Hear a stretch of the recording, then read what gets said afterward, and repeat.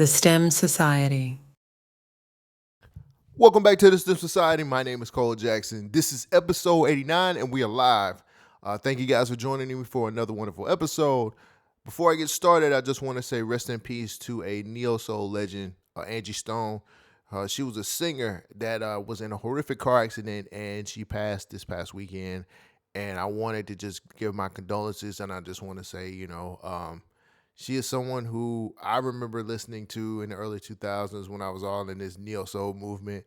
And she was somebody who was really, really big into artists making sure that they got paid. I know recently she was putting out videos about exposing the industry per normal. When somebody does stuff like that, something bad usually happens to them. Not trying to put these two things together, but I'm just saying, man, it hurts me to know that she passed the way she did. So rest in peace. I send condolences to your family and your friends. So my weekend was pretty boring. I did watch the BRITs, which one of the stories today has a lot to do with the BRITs.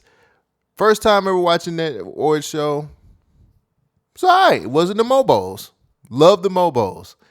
Way better than the BRITs, but the BRITs was pretty good, man. It was all right. Granny Grime? Y'all got somebody over here named Granny Grime, which I think was like so dope on the red carpet. That was an interesting award show, and can't wait to be there next year. I seen a lot of influencers or a lot of media personalities out here from the UK that was there. And ZZ Mills, who is apparently everywhere in the UK, was hosting the red carpet, which I thought was dope.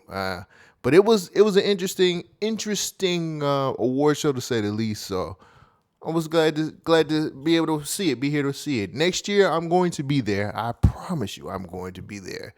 What else?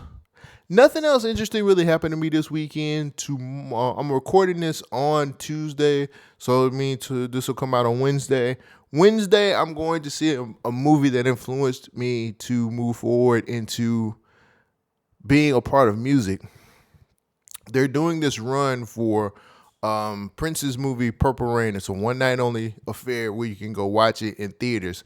And since, I wasn't around when it was in theaters, I'm going to go see it. And this is like probably one of the most exciting things ever because that movie had a lot to do with me wanting to be a part of music.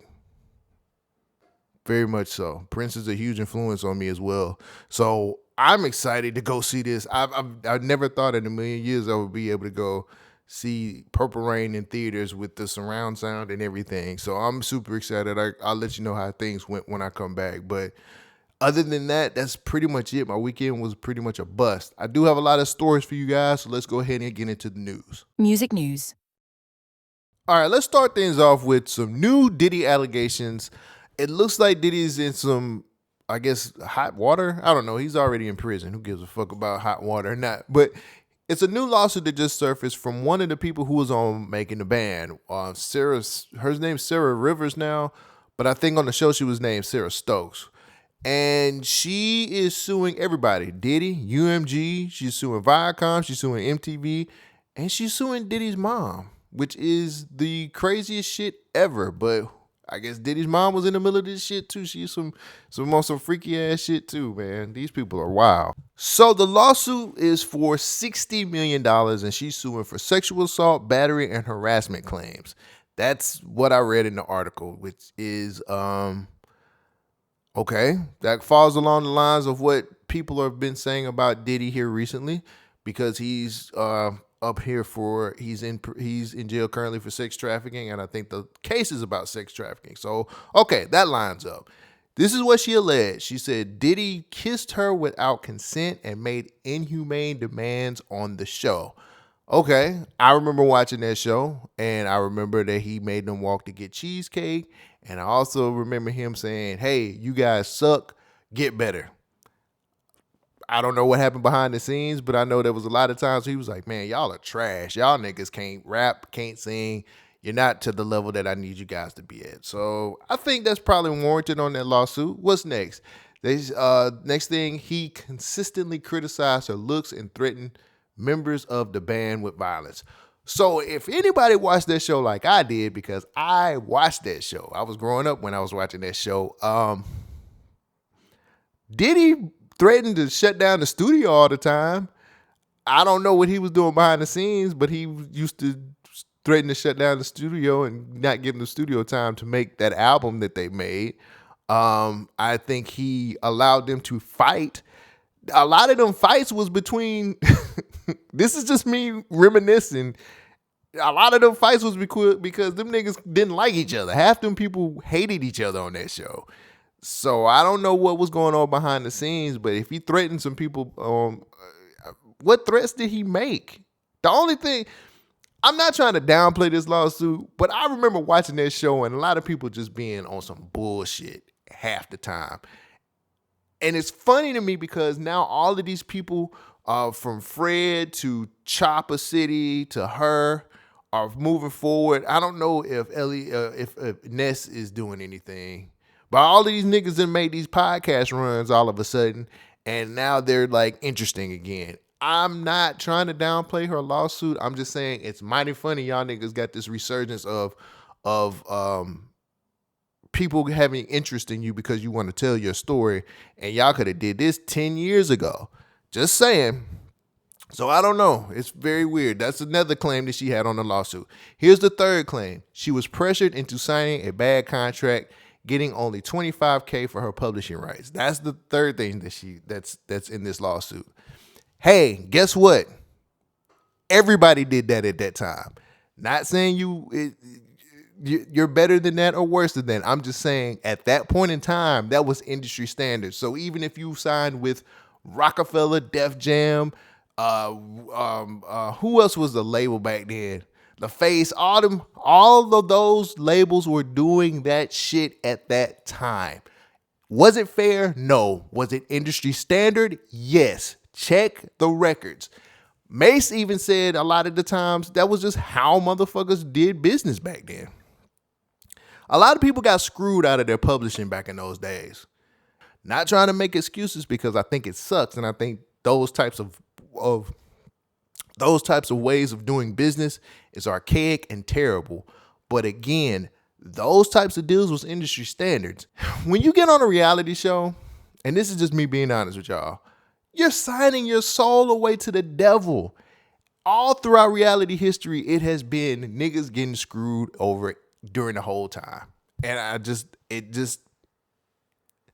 I'm trying to have sympathy over here, but when you listen to some of these people who used to be on reality TV and they talk about a lot of the things as far as like the editing or as far as like them setting up, the producers setting up fights for things to happen, like a lot of that business has been exposed, and a lot of y'all people sold your souls to do that shit. I'm not saying it's okay. I'm just saying know what you sign up for when you sign up for it. And if you really thought that Diddy, at that point in time, nobody was really getting longevity with Diddy or Bad Boy.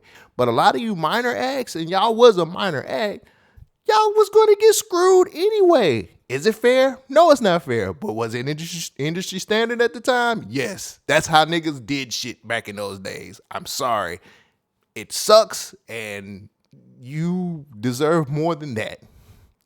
But I heard that album. That's all I'm going to say. I listened to the band album. That's all I'm going to say. So Diddy's legal team is denying all of it, which they should. A good lawyer should always do that. A good legal team denies everything. I don't give a fuck what side of the law you're on. You deny it all. Here's this is the statement that Diddy's legal team put out there. False claims filed by opportunists rushing before the deadline. They're saying these claims are false, opportunistic, meritless, claiming Rivers is taking advantage of the final deadline for the New York Gender Motivation Violence Act. This is just the latest in a series of lawsuits against Diddy, adding to the previous accusations of sexual misconduct, trafficking, and industry abuse. With more industry figures being called out, is hip-hop facing a reckoning when it comes to power exploitation and accountability. So, one of the things that people have been saying on the internet streets is that she's doing this as a money grab because this was filed on the day of the deadline of the New York City Gender Motivated Violence Act. after the 28th, that shit is done. They extended it out because of I think because of the Diddy situation, and to give more people opportunity to be able to file lawsuits. And now, that's it. No more. You can't retroactively sue somebody anymore after the 28th. So that's done. The lawsuit, being able to file a lawsuit is finished. People are saying that she's doing this as a money grab because she's suing for $60 million.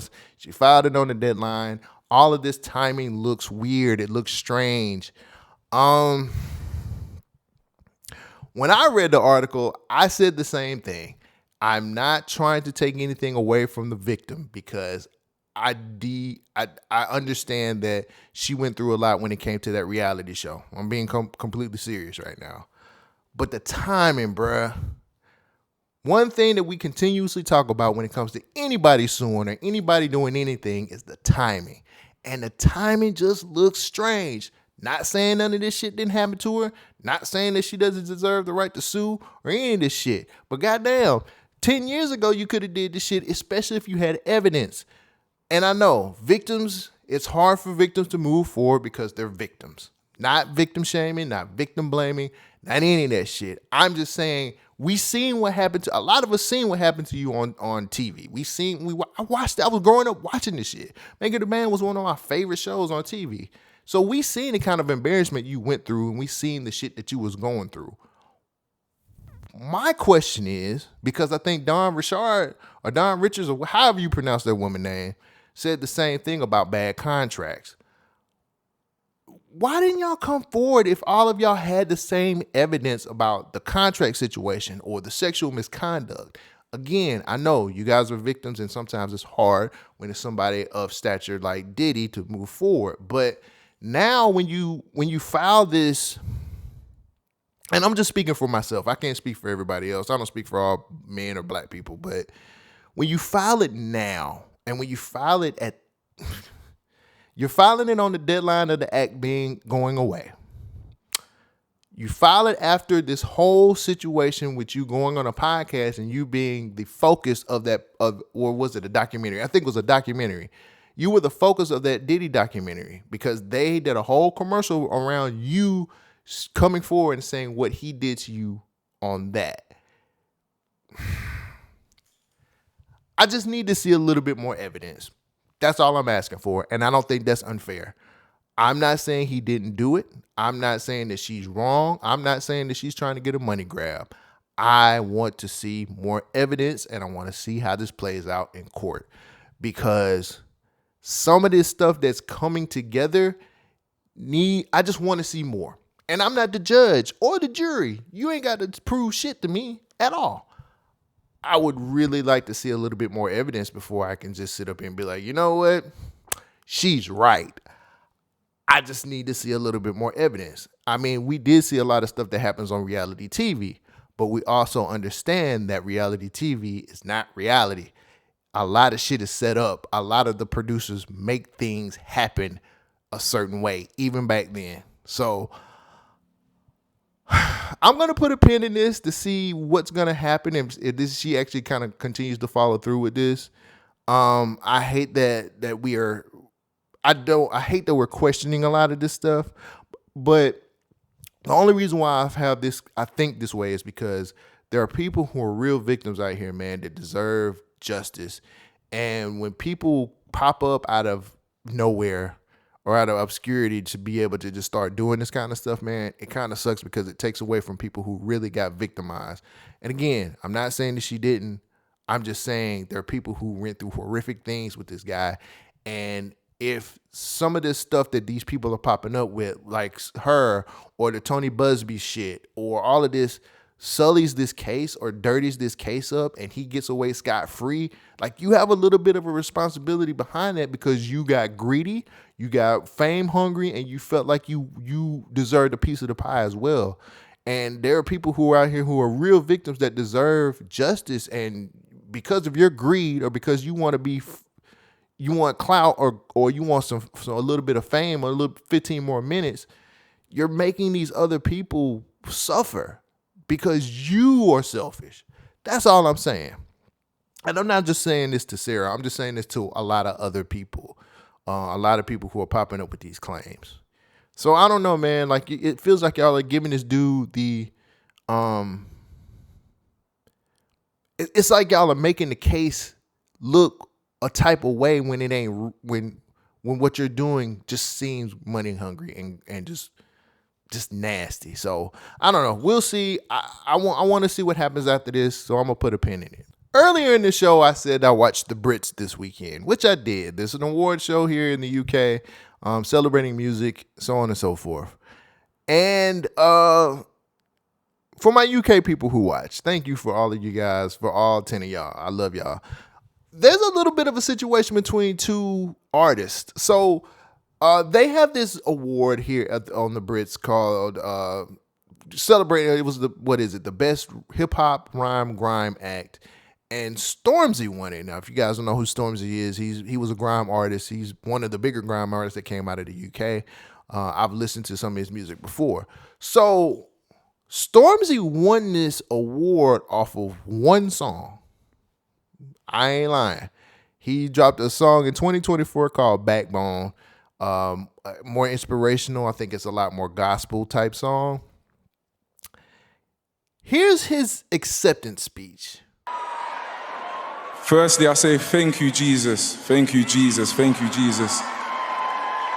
And I want to be very clear about the God I serve. That's Jesus Christ. Yahweh, the God of Abraham. That's my God. I just want to say a couple things. Secondly, big up Chase and Status, my brothers, because Backbone is definitely the only reason why I'm here, because big up Chase and Status 100 times. Thirdly, I wanted to say I love everyone who voted for me. I'm very grateful. And I love the BRITs as well. I'm very grateful. I don't entirely think this award should be fan voted. I don't think any of the awards should be fan voted, not on a controversial one, because I don't know, sometimes I think it doesn't let people have their moments. I think Cinch was the rap artist of the year, but these things don't define us as much as they're amazing and we love them. I'm very grateful to the BRITs and I'm grateful to the public. Yeah, so it seems like he was humble and he's, hey man, like, thank y'all, Central C should have won this award, so on and so forth. I personally felt like Central C should have won it also. So, it just came off like, hey man, like all glory to God and all this other stuff. There is another artist by the name of Chip, who he beefed with back in 2020, who had a whole lot to say on Twitter. He went on this little Twitter rant. Do I want to call it a rant? It was a bit of a rant, kind of calling him out. They wasn't no kinda. He called him out on this shit, bro. He just put a lot of tweets out there talking about, how he gonna win Artist of the Year, Act of the Year when he only had one song. Stormzy been on this gospel and drums and bass wave, and he's not been on grime. So how is it that he can win as a grime or rap act, and this is more of a gospel situation? The whole Twitter rant was very, very telling. It showed that these dudes have had problems with each other. I mean, they've had problems with each other in the past, but it looks like this is kind of coming back. And it looks like Chip ain't playing. Now, Chip is really doing some resurgence. He's resurging now because he just dropped a song called, what's the name of that song? I just listened to it and that shit is heat. Function Rhythm is the name of the song. And people are saying he was sending subs in that song. This is before the whole BRITs award and everything like that. People were saying he was throwing subs at Stormzy in that song. Now, I don't know because I just got hip to this. I really just started listening to Chip. I've heard Stormzy before, and I don't know anything about the Backbone song. I just didn't want to listen to it. I've been trying to get all these other UK artists. I'm trying to get my ear trained to the grime and UK rap scene, but it seems like Chip is really coming for Stormzy again, and this might reignite the beef that these two have. Now, I know there's been people who've been online saying, hey, man, you guys need to grow and build together. It's better than it is to be beefing with each other. The UK rap scene is having a boom right now, and everybody needs to do their part to make it bigger than what it is now. I want to see how deep this drama gets. I'm not super I brought this to the show because I have UK rap fans who watch this show. If you know more about this whole situation, because it looks like it's interesting, especially if Chip threw subs at Stormzy in this new song, because now I got to go back and see where he subbed him at, because I want to know what's going on. This beef could be very big. I'm not saying it's Drake Kendrick big, but here in the UK, people are really anticipating what might happen with these two. The beef got so bad in 2020, Chip pulled up on Stormzy at Stormzy's house. That's how bad things got between these two. So if a nigga's pulling up to another motherfucker's house, that means these motherfuckers don't fuck with each other at all.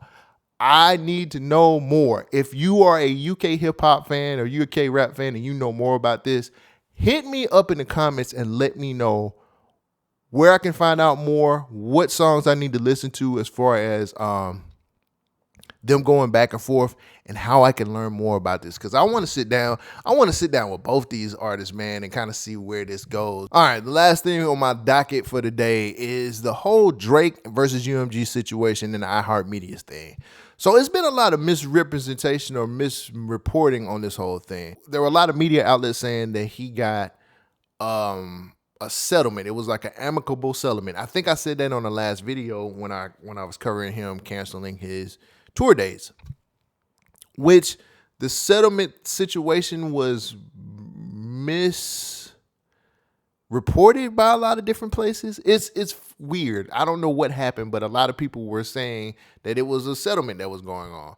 Now, Charlamagne, who is the biggest Drake hater, popped up on the Breakfast Club and said it wasn't that. Lauren LaRosa actually broke down what was going on. It seems like there was an exchange of documents that showed iHeart didn't do anything as far as the Payola situation with Drake. That's what we're being told. That was the settlement part of everything, which I'm trying to figure out, why would they say settlement when they could just told us that that nigga got some emails. It just seems like he got some emails that was some evidence to something else. So after all of that whole thing went down, we were told that iHeartMedia was being removed from the petition. All right, so Drake said, "Oh, we're going to remove iHeartMedia from the petition, and we're going to move forward with suing with UMG because of what we got in this exchange," right? Fast forward to later on that night, the first person who actually posted this was Academics. Now, Academics said there was a 26-page motion for discovery submitted to Bexar County District, which is Texas. And it says this legal team was doubling down on the allegations that UMG provided payments to iHeartMedia for radio play.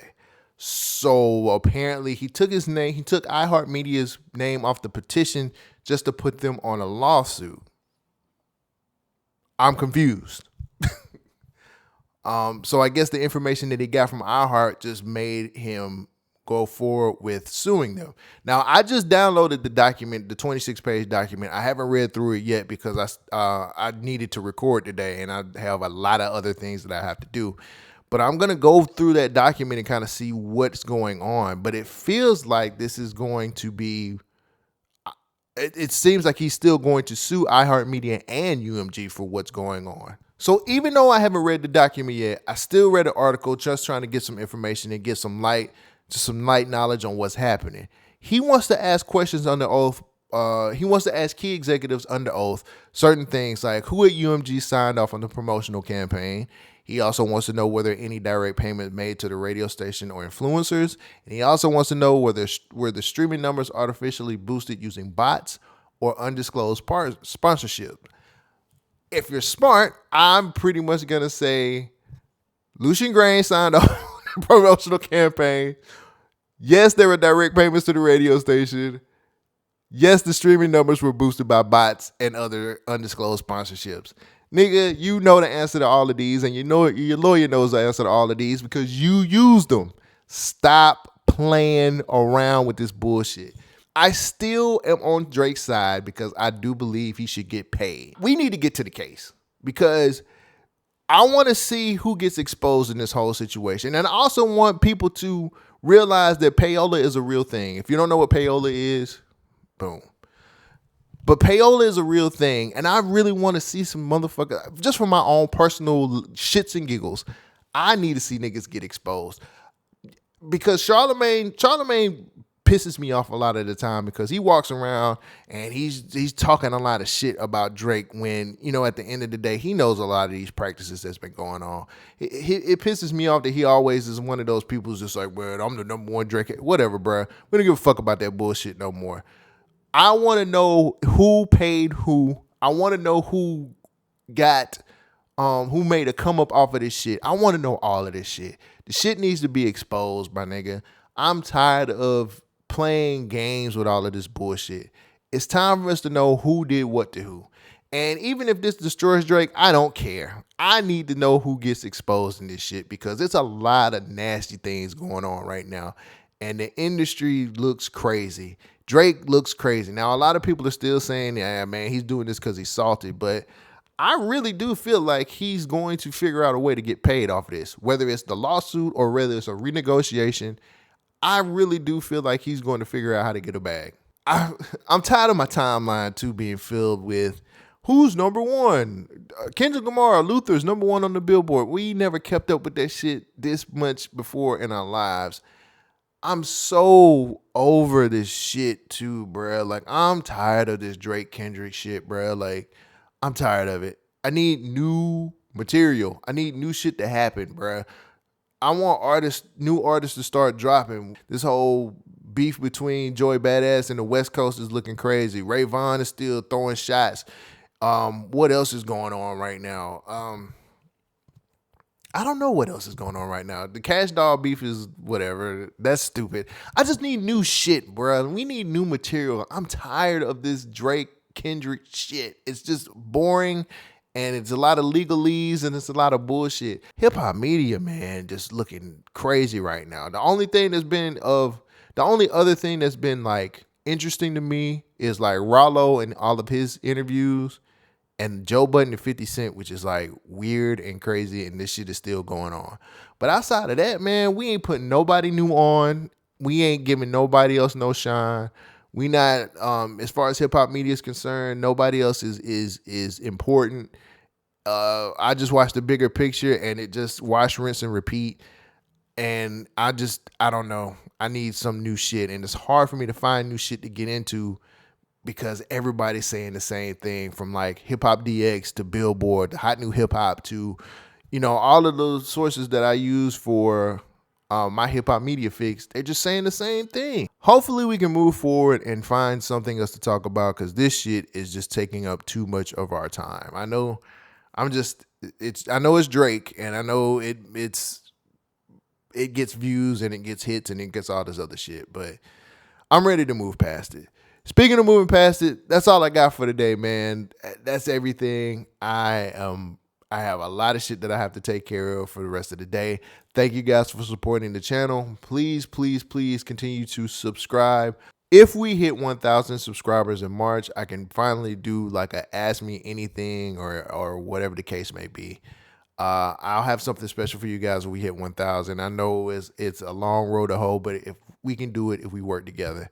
But thank you guys for joining me for the episode, and I'll catch you on Sunday.